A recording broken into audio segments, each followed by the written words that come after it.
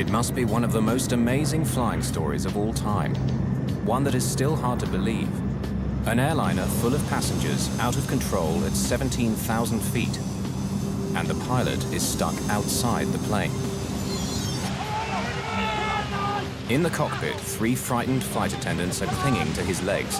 If he slips from their grasp, the captain's body could be sucked into the engine and bring down the plane. At the controls, a young co-pilot is battling to get the plane to the nearest airport. Mayday! Mayday! Mayday! Welcome to Seabird 5390! The lives of 87 passengers and crew hang by a thread. A lot of people go through life thinking it'll never happen to me. But you tend to go through life thinking it can. I said I thought I was going to die, Mother. I thought we were going to die. This bizarre accident tested the limits of human survival. And the investigation that followed not only exposed the mistakes behind it, but led to new ways of preventing them.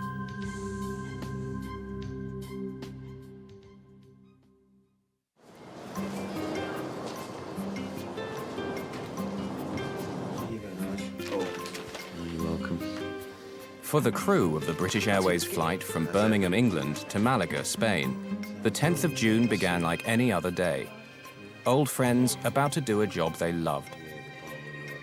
Yeah, God, I can't remember that then. Yeah, but I'm not doing it. Stewards Nigel Ogden and Simon Rogers, along with stewardess Sue Prince, had worked together on and off for years. Anyway. They're an experienced, capable team that takes pride in its work. At Birmingham, all the cabin crew and all the pilots, they all knew each other. We're all on first-name terms. Simon was a good friend of mine anyway, because we, just go out for a beer or a curry or whatever like that. Everybody was friendly to everybody else. The one new member of the group was Alastair Atchinson, an experienced co-pilot he'd just driven down from Manchester that morning.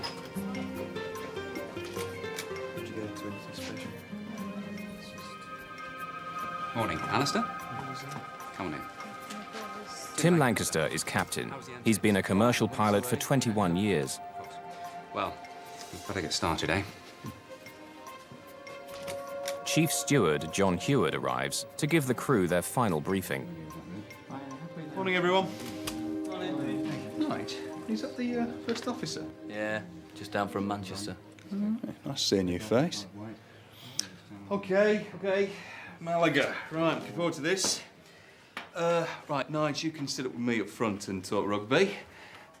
Sue, where would you like? Over the wing? Okay, so, Simon, you're at the rear. All right, now, just a few safety questions. Nigel. Before takeoff, the co-pilot performs a walk-around, checking the outside of the aircraft for anything wrong. In the cockpit, Captain Tim Lancaster reviews a log of the maintenance carried out on the plane the day before. Everything okay? Fine. She's just come out of maintenance by the look of it. Nothing much though.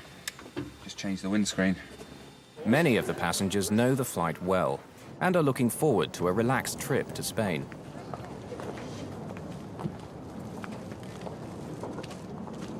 I was going to catch a plane from Birmingham to Malaga to meet my mum. My sister and I were joining her there for a week's holiday, a girls' week. I live in the south of Spain, and 2 or 3 times a year I come back to see my grandchildren and also my mother. So everyone lives near Birmingham, so that's the route I normally take, Malaga, Birmingham.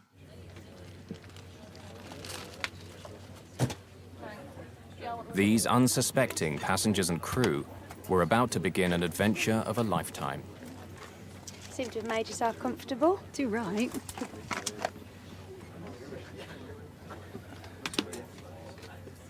Ladies and gentlemen, this is your captain speaking. My name is Tim Lancaster.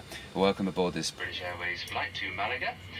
Unfortunately, It seemed laid back and quite jovial, really. Sort of it's a lovely day in Malaga, blue skies, sunshine. Sit back and enjoy the flight. Sunny, and we still expect to get you there on time. Birmingham Tower, Speedbird 5390. We're ready to start and push. Speedbird 5390. Clear to start and push. Ladies and gentlemen, we are now going to take you through our Safety procedures and equipment. As this information is For your benefit, we ask you to watch and listen carefully. Clear to start engines. Starting number 2. Emergency exits are on both sides. The stewardess and shows you the emergency exit and all the emergency gear. And, of course, nobody's really watching. One chap was quite blasé, he was reading the Times, and people weren't really bothering because we've all been on flights and, you know, it's no big deal. The air can be topped up by using the mouthpiece, and there is a whistle for attracting attention.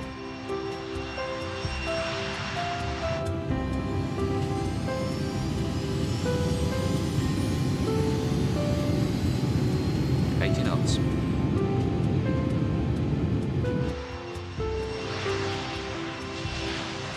The BAC 111 was known as the Jeep of the skies, a workhorse that was easy to maintain and had a good safety record.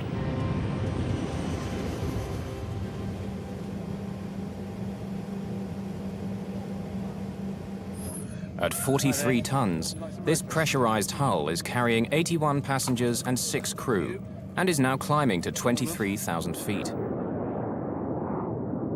In just over 2 hours, they should be in Spain. Only a catastrophic accident could bring this plane out of the skies. Alastair, I can see my house from here. 2 minutes into the climb, the pilots switch on the autopilot. Tim Lancaster takes off his shoulder straps and relaxes into the flight. Now I went into the flight deck to ask Tim and Alastair what they would like to drink. You gentlemen like a tea? Please, the usual. Milk, 1 sugar, please. And I said, your breakfast's on. It'll only be a few minutes. Now, almost 13 minutes after takeoff, and at 17,300 feet, they're just 5,000 feet from their assigned altitude. But then, in a split second, everything changes.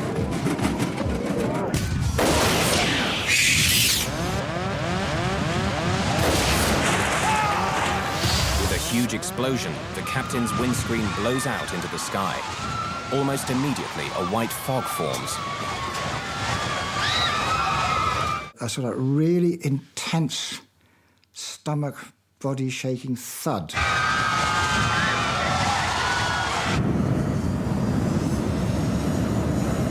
We were just diving, really. And then we started to judder like this. And I was a bit stunned. I thought, oh God, it's a bomb. Alastair, the co-pilot, is suddenly fighting for control in a 350-mile-an-hour wind. There's no time to think about the captain, who's been blasted out of the window by pressurized air escaping from the aircraft. The rushing wind pins Captain Lancaster to the roof of the cockpit.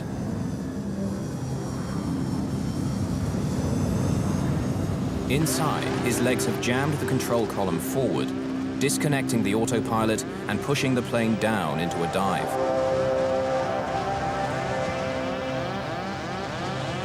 Alastair Atchinson needs all his flying experience now. He's on his own.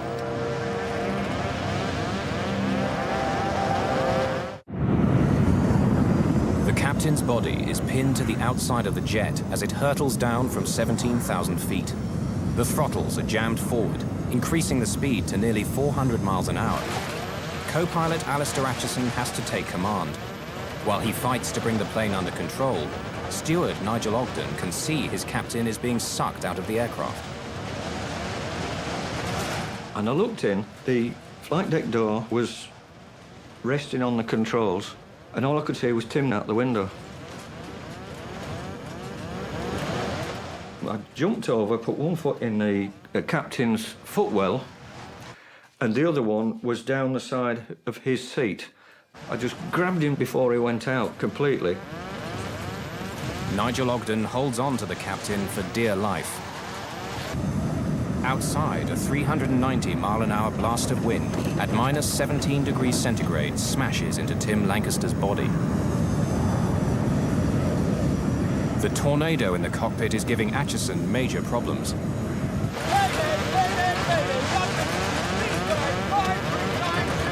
Air traffic control can hear his cries for help, but the storm rushing through the cockpit drowns out their replies.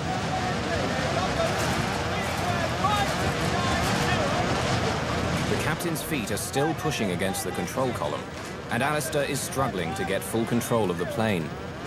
He's now diving through some of the busiest air lanes in the world, with the added danger of a mid-air collision.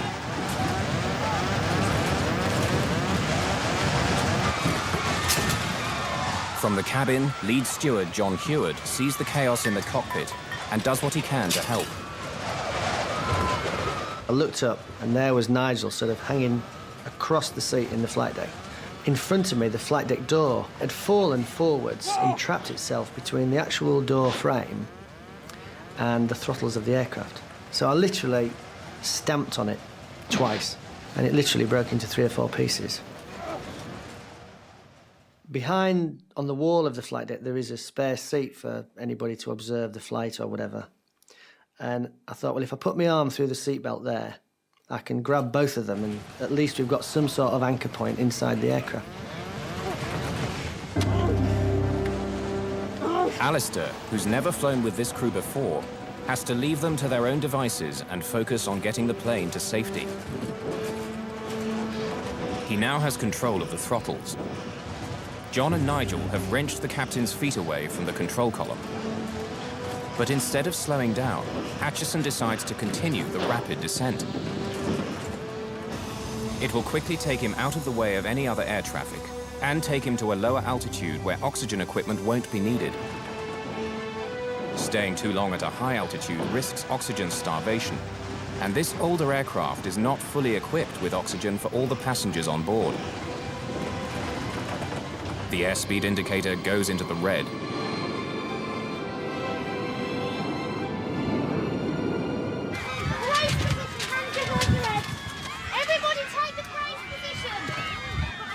In the cabin, the 2 other stewards, Sue Prince and Simon Rogers, are trying to prepare the passengers for what they hope will, at worst, be an emergency landing.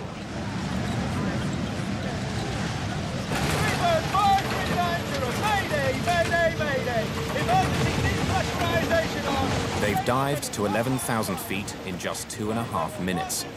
But as they level out and slow down to 170 miles per hour, the captain's body is no longer pinned to the roof and slides round to the side of the plane. Flight level 100. Radar heading 195. Working his way from the back of the cabin, steward Simon Rogers now catches sight of the chaos in the cockpit for the first time.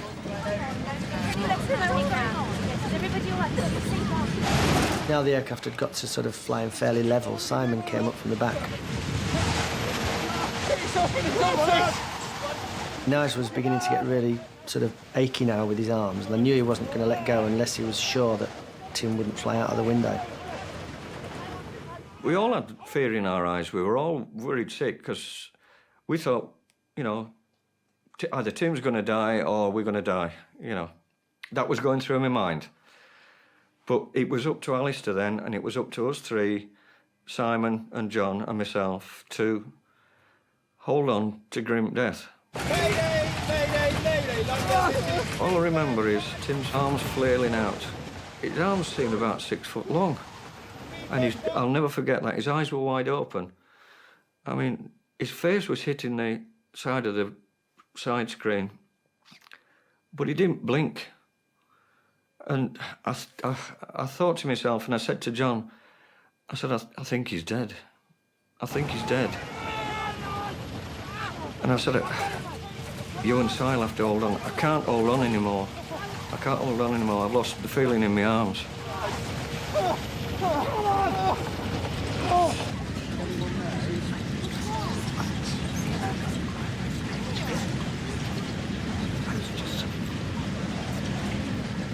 We decided to put Simon. I said to Simon, you sit in that jump seat and fasten yourself in.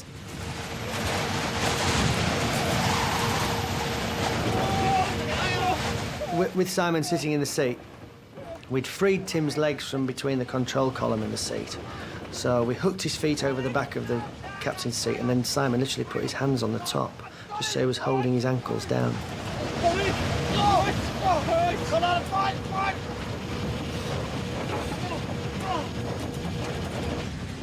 Hey, look, what's going on? We're gonna be all right.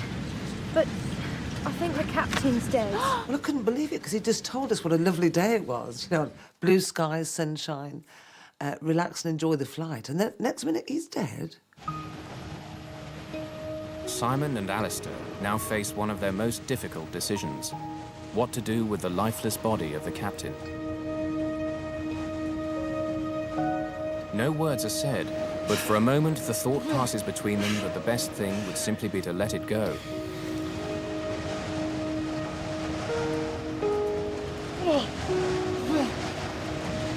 No! Can you hold on to it, please? But Alastair's order isn't simply an act of compassion. Releasing the body at the position it was in, it would have gone close to the upper area of the wing. It could have damaged the leading edge of the wing. Had it gone over the wing, it could very well have gone into the engine. Quite a lot of damage could have been caused by the release of the body. So I think it was a very sensible decision to try and keep him where he was. Alastair has managed to get down to 11,000 feet. Without the captain to help, he's operating the plane's systems from memory and shepherding it around Heathrow, some of the most congested airspace in the world. 7 minutes out of contact with the ground, he's able to hear the voice of air traffic control for the first time. Requesting radar assistance onto the nearest airfield, please. Speedbird 5390, roger. Can you accept landing at Southampton? Speedbird 5390, I am familiar with Gatwick. Would appreciate Gatwick. Alastair wants to land at Gatwick Airport, as he's flown there many times before. But Southampton is nearer, and even though he's never flown there before, he knows he has to get down fast. And I am on 150 knots. Requesting radar assistance into Southampton. When you're going to an airport that you're not used to, you normally have charts, let-down plates, that kind of thing that you can read up on and learn something of the airport you're going to. But he knew nothing of Southampton. He hadn't been there. He had no charts because everything had gone out the window. There was no let-down plates to look at the approach and so on. All the maps and charts blew out of the window with the captain, and only the air traffic controller can guide Atchinson. He turns towards Southampton.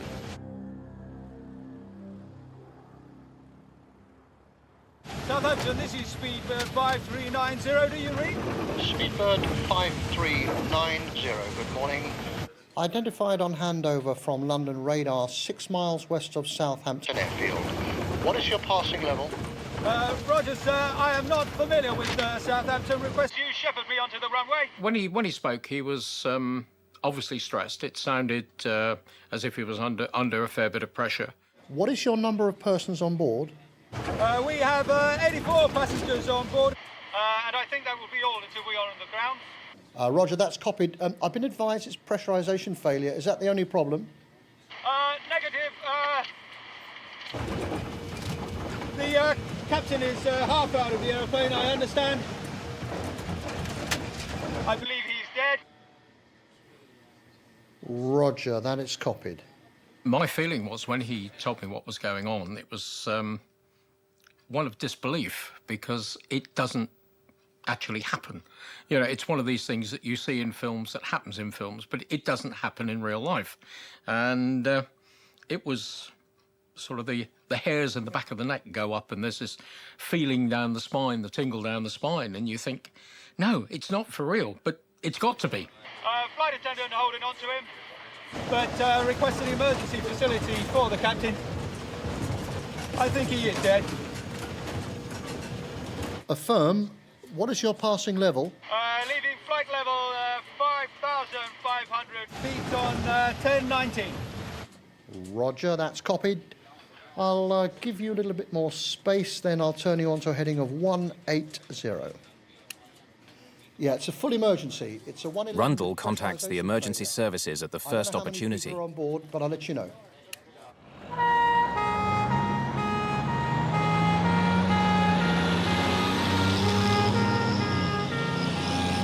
Could you confirm that the length of runway at Southampton is acceptable for a 111?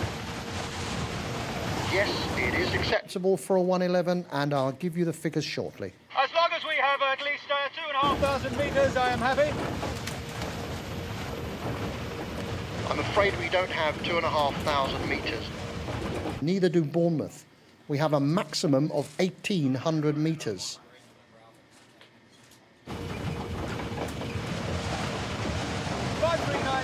Atchison is concerned that the plane is above its maximum landing weight, being full of fuel for the journey to Malaga. And the BAC-111 can't dump fuel. If the runway isn't long enough, he faces more problems. Whether the aircraft could actually stop on the runway, or whether the tyres would burst, or whether he would go off the end of the runway. That's obviously what he was worried about when asking for 2,200 metres. 5390, thank you very much. We are 3 greens and flaps 45, so we are set for approach, but make it please very gentle. Yes, I will indeed. You are number 1 traffic. If you think about it, all the airline pilot training is done with 2 pilots, both compass mentis in the cockpit, one flying the aeroplane and the other one doing all the emergency drills. So what you actually had was the captain hanging out the window, at least one person hanging onto his legs, and Alastair flying the aeroplane with nobody else to talk to. Speedbird of 5390 is 9 miles from touchdown. You're clear to land. Wind indicates 020 degrees at 14 knots. Descend to height to 1500 feet. QFE is 1017.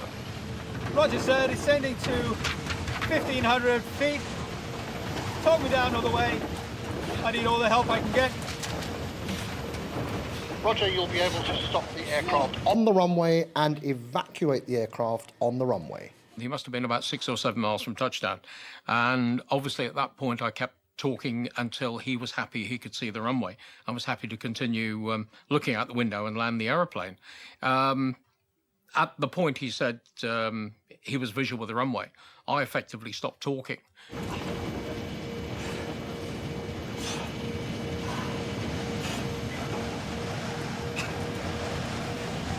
Not acknowledge unless requested. It will be an uninterrupted talk down, but feel free to interrupt if you feel you need to. 5390, thank you very much. I have the runway in sight. Thank you, you are clear to land. Do you wish me to continue with any further information? Negative.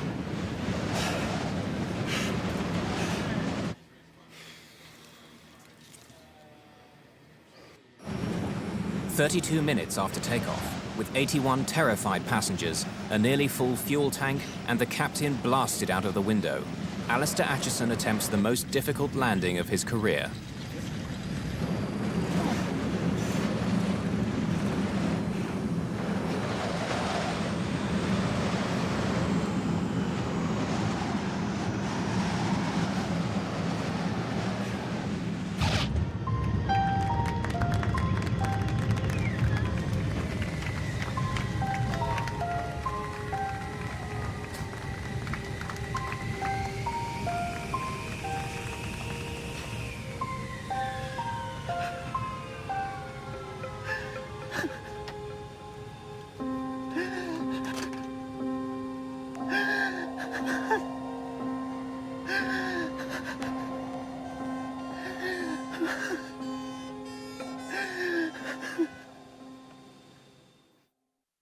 At 8:55 a.m., flight BA5390 makes a perfect landing at Southampton Airport. Immediately, emergency vehicles surround the plane. Firefighters remove the body of the captain and lead the passengers and crew away.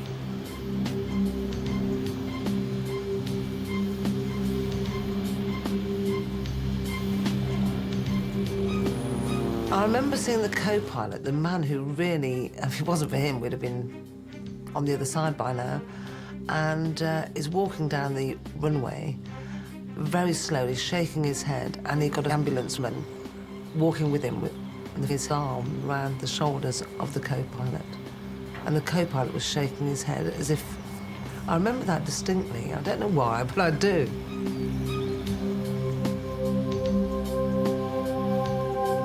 Alastair Atchinson has carried out a remarkable piece of flying, almost unprecedented in aviation history.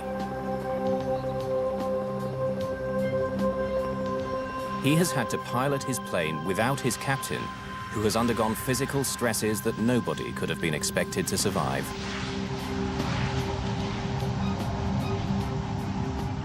I think these extreme conditions, no one expects to occur in their lifetime. His survival time must have been measured in no more than tens of minutes as he became colder and colder and his body systems began to shut down. Tim Lancaster's body was subjected to a two-pronged assault.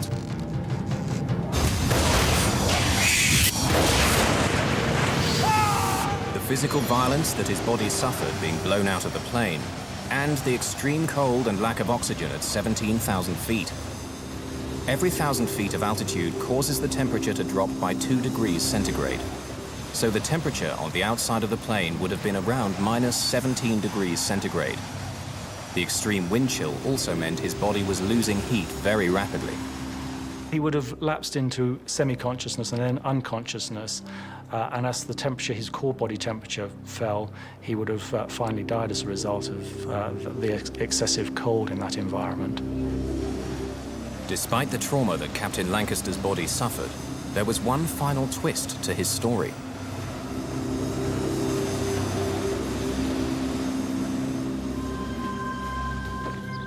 You know, it's only once I've ever been here, and that was 10 years ago, 15 years ago. In the Oxfordshire countryside, John Heward and Nigel Ogden are visiting one of their crew members who shared their horrific experiences.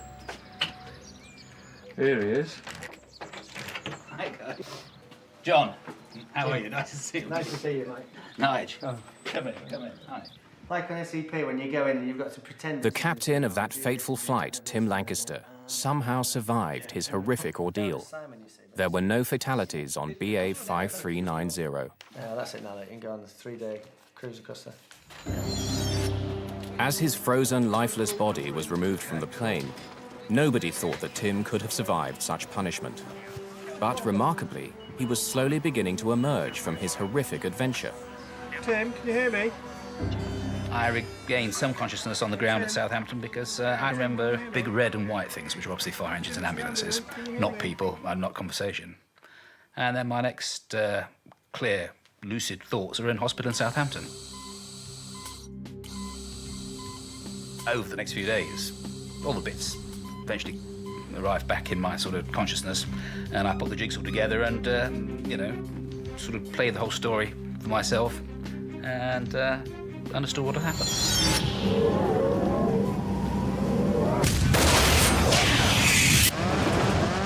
There was a big bang, a noise of all the air escaping, but I remember watching the windscreen move away from the aircraft, and then it had gone like a bullet. It disappeared into the distance. And I think there was an even bigger bang, or there was an even bigger bang. And I was very conscious of going upwards. And, well, the whole thing became completely surreal then, as it would. And I was aware of being outside of the airplane, but that really didn't bother me a great deal. What I remember most clearly is the fact I couldn't breathe because I was facing into the airflow. And I turned round and actually turned my body round. I was sort of looking back along the top of the aircraft at that stage, and I could breathe then. And yes, I remember that. I can remember seeing the tail of the aircraft. I can remember the engines going round, and then I don't remember much more. Memory stopped at that point. I went down there last year, Yeah. but they've changed the airport totally now. I'm glad I did hold on, because Tim was alive. I mean, he's a very strong man. He must have been, to survive that. I wouldn't have been able to survive it.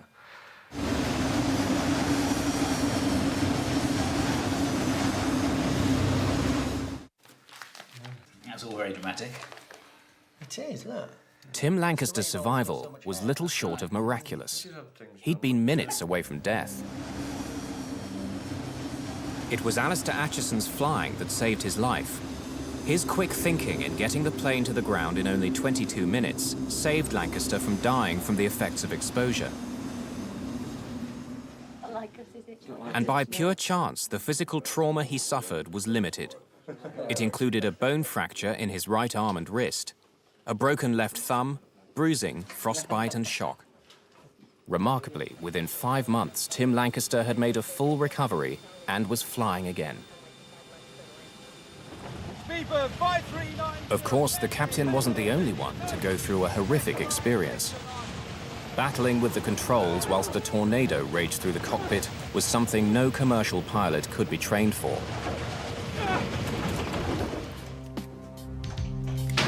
If it goes comfortable at all, just let me know. The few pilots who are able to understand the experience of Atchison and his crew include these young Royal Air Force trainees.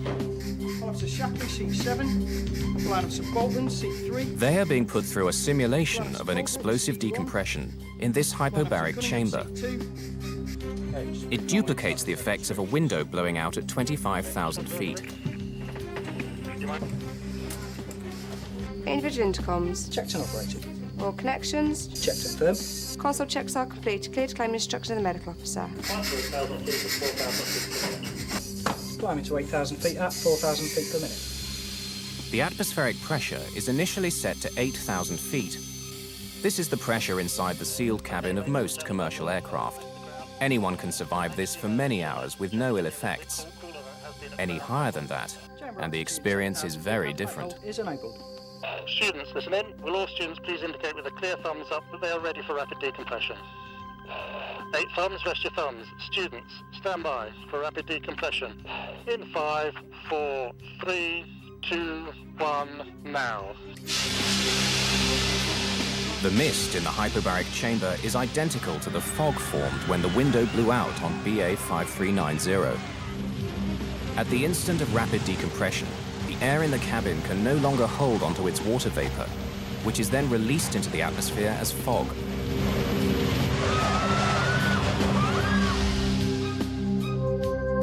Chamber altitude is stable at 25,000 feet. High hold is enabled. Cross vent is on and you're clear to commence hypoxia training. Good, well done. Good, we'll commence hypoxia training on students 7 and 8. Once the fog clears, then the lack of oxygen at that height begins to tell. Okay, let's put you out your misery. Start copying these shapes in the right-hand margin. Without oxygen, at first we begin to see a reduction in their reaction speed, and we see personality changes, much like someone experiences when intoxicated with alcohol. So we see that some students become euphoric, some students become quite subdued, and some students begin to develop forgetfulness. Have a look at the ugliness of your colleagues' faces, see if they get any prettier whilst you're becoming hypoxic, and carry on with the We see increasingly impaired performance in our students. Thinking is slowed and their reaction speed becomes increasingly slowed until they begin to develop sort of lapses of concentration, falling into unconsciousness, and finally death if their oxygen supply is not re-established. Indicating that the blood is no longer carrying as much oxygen as it was. This is all about you experiencing your personal symptoms and having others observe the symptoms in you.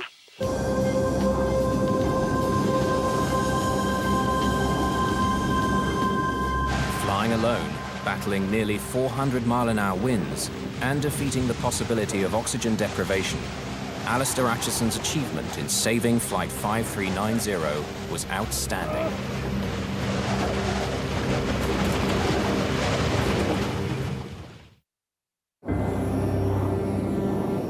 Even as the crisis was unfolding, accident investigators were rushing to Southampton to find an explanation.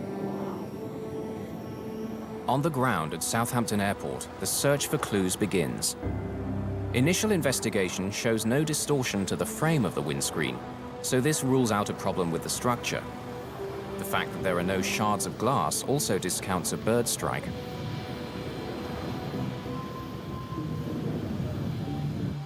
Stuart Culling, senior investigator with the Air Accident Investigation Branch, has little to go on.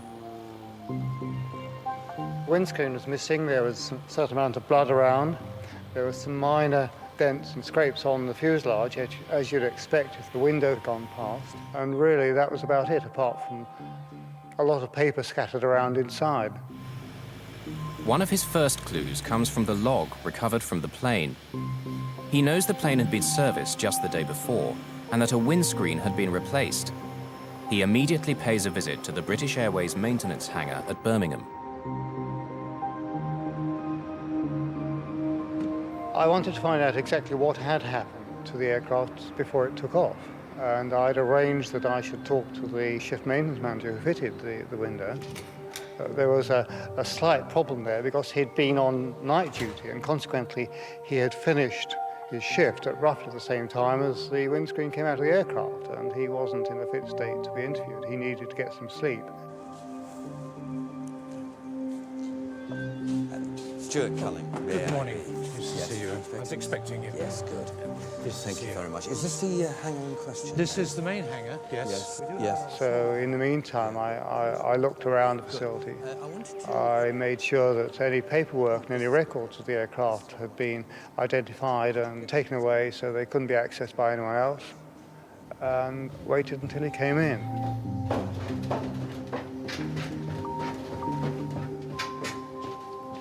Hello, I'm from the AIIB. Yes, and this is my colleague. What I'd like to do today is just find out what went on during that shift pattern and how it went. Thank you very much. Did you notice anything about the window itself, any stress marks that were worrying you? My first conversation with the shift maintenance manager was relatively general, because at that stage we had no evidence that was relevant. Yourself, you didn't delegate it to somebody else and then check Stuart, it? there's a phone call for you, just come in. Oh, right. Would you mind if I took this and come back? So I took the call and found that it was information about the windscreen which had been found near Didcot, and there were something like 30 bolts found with it, most of which were one size short in diameter, one size too small in diameter. It was a crucial error. On some planes, windscreens are fitted from the inside and use the internal pressure inside the cabin to keep them in place. But on the 111, the windscreen is bolted on from the outside. Any weakness in the bolts could mean that the pressure inside the plane would blow the windscreen out. It appears Culling has very quickly found the mistake and the guilty man. I've had some news which I think is very relevant. I've heard from my colleagues who are working on the bolts. They tell me they're the wrong bolts. They're the wrong diameter. No, that's not possible. They're exactly the same bolts that I took out of there. He's a professional man. He's very keen on doing things, to his mind, in the interest of the company. And he's suddenly told that he's put a windscreen in using bolts of the wrong size. And he's absolutely shocked. I can show you. I'll show you the bolts I got out of there. One thing that came out was that he said, oh, the old bolts went into a waste bin in the hangar where he did the job, and they may still be there. So we rushed across to the waste bin and found something like 80 discarded bolts. Here. They'll be in here. This is where I put them. These are the bolts. And these are the ones you checked against the new ones? That's right, yeah. I took from the carousel. It was really excellent evidence. Gold, as far as I was concerned. Well, I'll take these away. Okay. By comparing the maintenance manual to what the engineer had told him, Culling is quickly able to identify the first part of the sequence, what went wrong the previous night when the window of the BAC 111 had been replaced. We went through the whole chain of events that had occurred, and we found that there were something like 13 different anomalies which led to the fitting of the bolts. And had any of these caused him to think, the sequence of events would not have continued and there wouldn't have been an accident.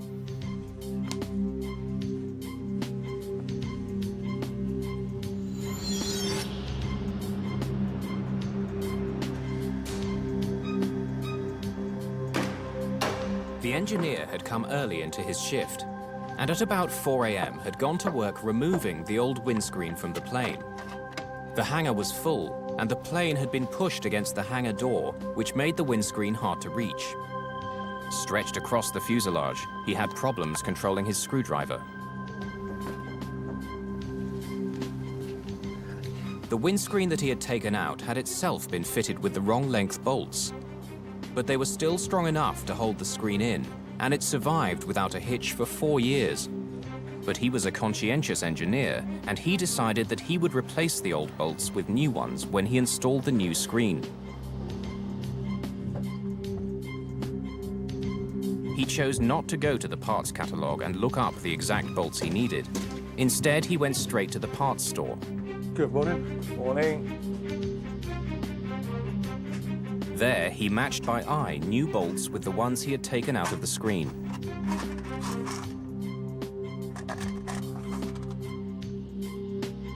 His eye match was good, and he found a few fresh bolts of exactly the same type in a drawer. What I'm after is I need 97 Ds. I'm just doing a windscreen on a 111 over there, and I need some new bolts. 8 Ds on a 111? Well, no, these are 7s. This is a 7. I've just taken it out. We haven't got any 7s anyway. OK.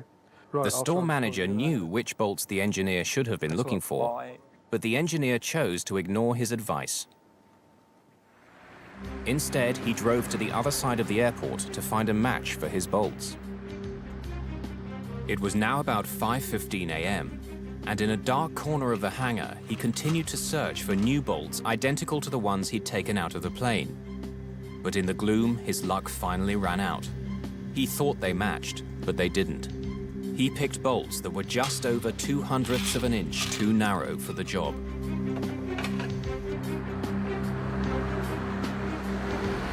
Returning to the 111, he stretched over the plane and began fitting these new bolts.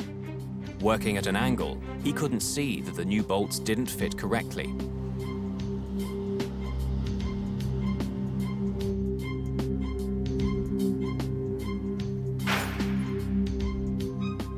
Signing off at 6 a.m., the engineer had managed to get his work done in time. The plane was now ready to be handed over to Captain Lancaster and his crew.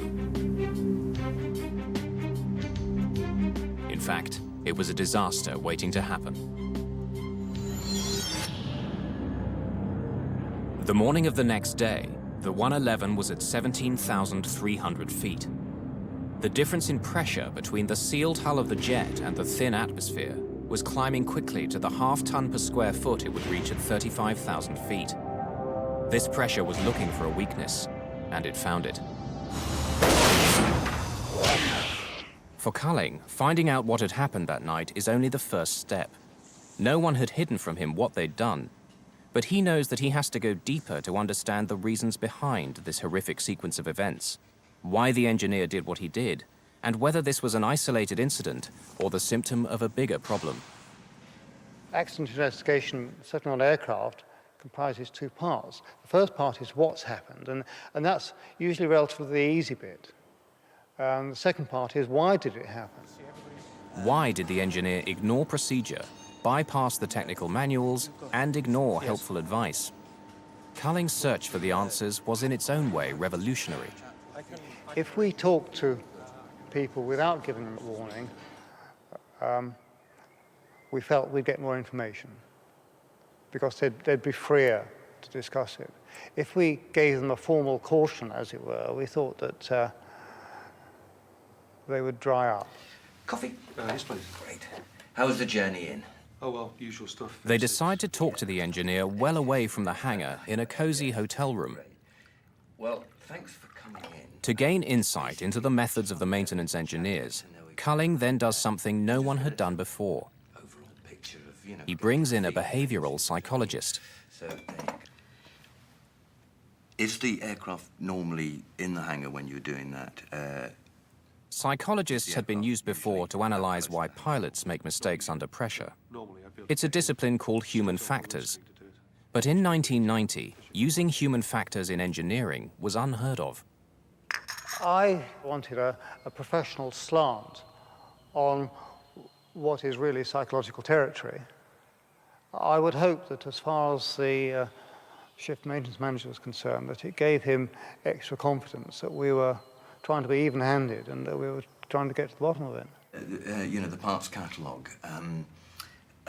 When you're getting the bolts out, do you go straight to the parts catalogue, or do you just sort of... Not usually. Right. No, if I've got a set of screws and there's the same screws, I just go get them out of the carousels. Right. You find it's easier to do it visually? It was, in that case, easier to do it visually from the bolts you take now? Yeah, because they're the same bolts that come out, the same ones go back in, so same size bolts, there's no difference. And if it worked before, it must be the right bolts? Yeah, it's just replacing like with like, really. Yeah, because it had been flying. We were somewhat horrified that they had admitted those things to us, because after all, we were officially, in inverted commas, And they were quite proud of them. We would have thought that had they used such practices, they would have kept very quiet about it. If I'd had to go check with the computers what bolts I needed and what parts and how to fit the thing, then there was a good chance it wouldn't have been flying at the time it was meant to be. Good, good. So, when you're doing the job now, you're an experienced engineer, it might not be by the book all the time, like you would train somebody who was new. No, not usually. We've been doing these things for years. Culling was stunned by what he was hearing, but there were more revelations to come.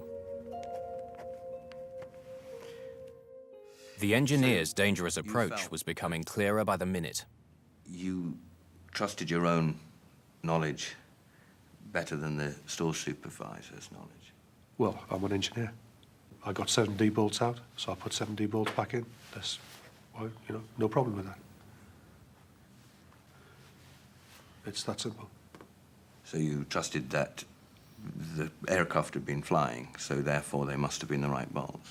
Yeah, that aircraft had done lots of hours with that windscreen.